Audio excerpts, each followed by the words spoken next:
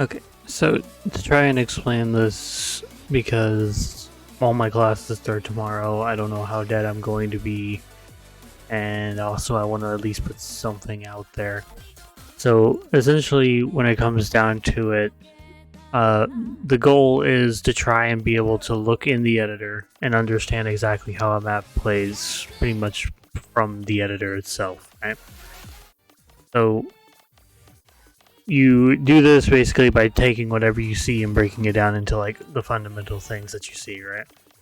So we just take this because it's a good example of it, right?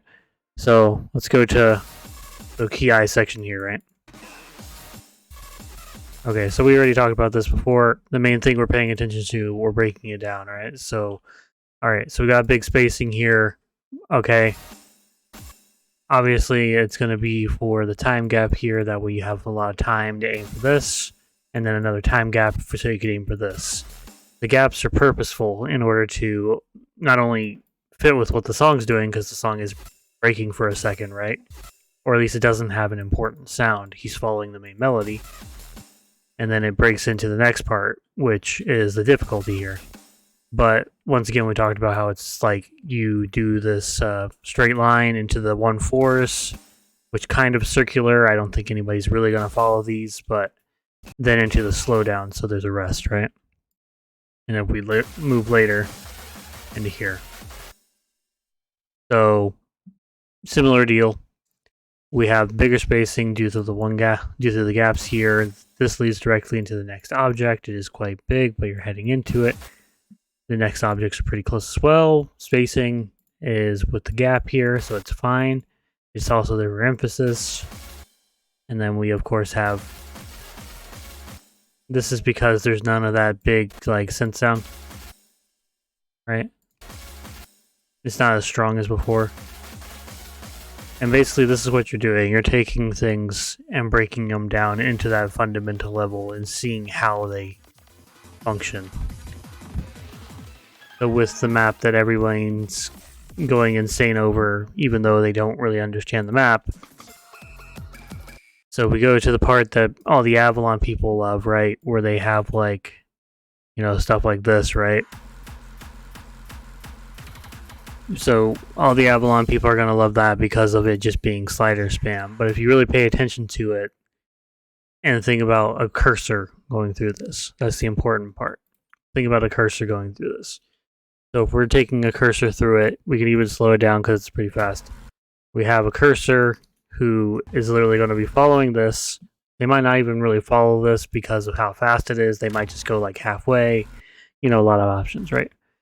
But we followed this. Now we're immediately next to the next circle. We don't even really have to aim much aside from slightly to the right, yeah? The same deal. Same deal. Same deal. Same deal. Same deal. And then all of these are something that are just clicked like normal circles. So they don't matter. This one, they just need to follow slightly.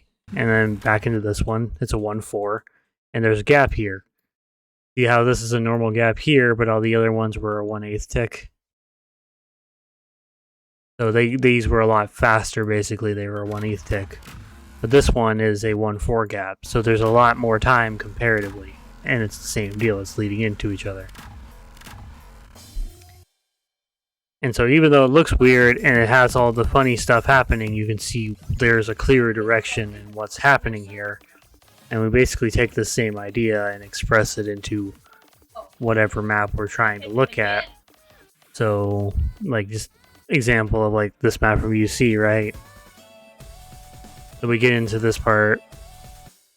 So we have like, there's a little bit of a gap here, not super big gap. I don't know why it's on 1/16th, I'll be honest with you. Just set it to 1/4 because that's what the song's in. 1/4 at 140. So this is not that big of a spacing, even though it is 1/4.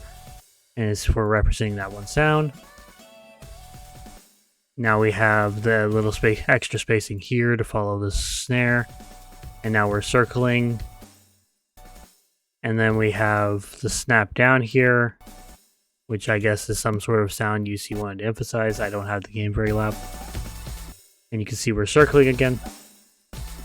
And then we have this circular movement that doesn't even really snap back because you know you can ignore the kick slider here. So you're just going to go straight into this.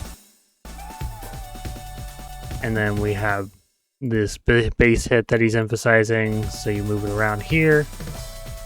And basically you can just tracing it really with like the cursor of your mouse is like a great indicator of how it will already play. Or like once you start looking at maps rather than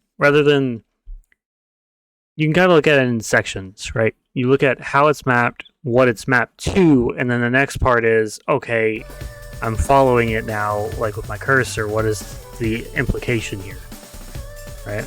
I'm not a good player in the game. I cannot play this, obviously, right?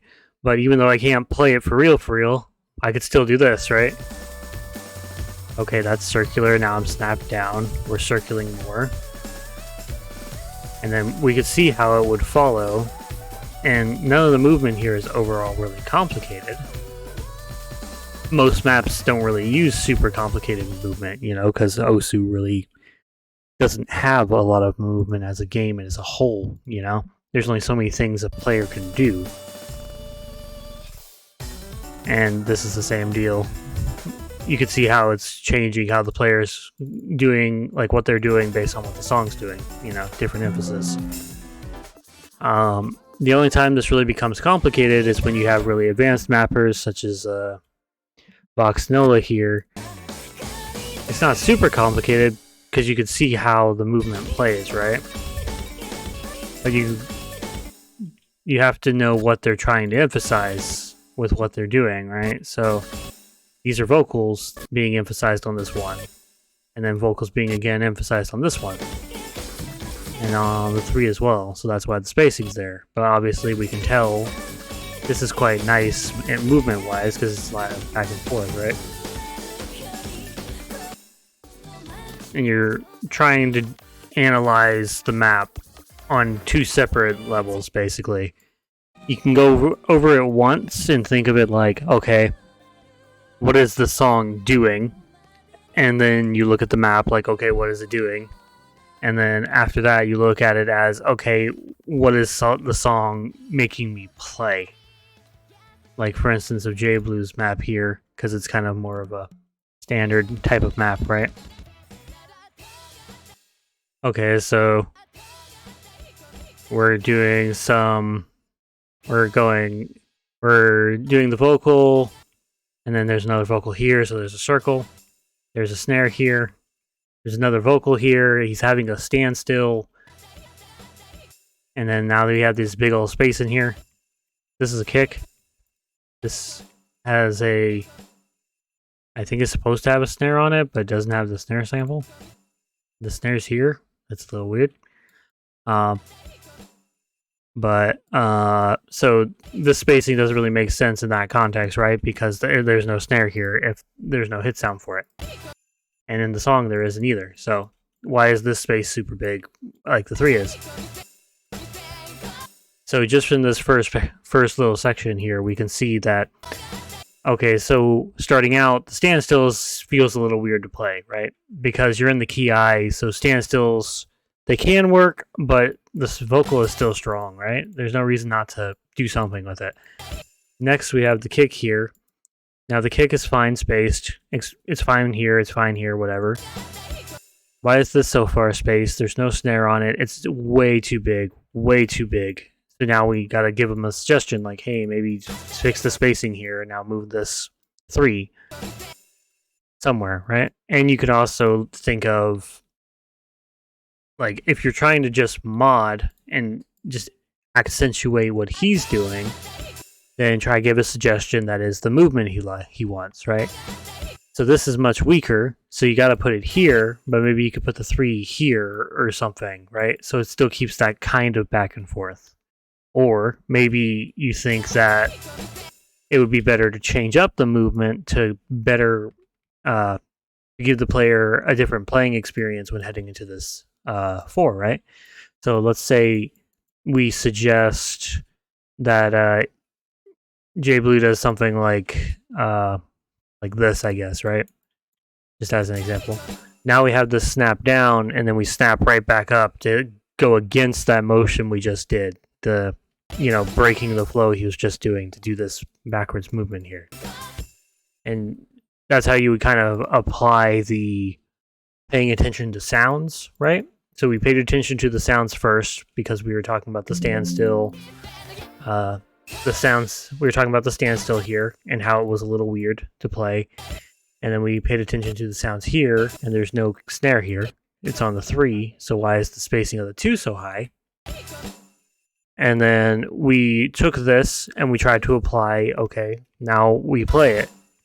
So if we're following, all right, the standstill's a little weird, and the spacing of this is fine, but why is the 2 so far? And now we adjust, give a suggestion, do our screenshot, put it on the mod page, whatever.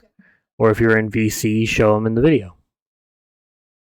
And it's kind of an accelerated guide.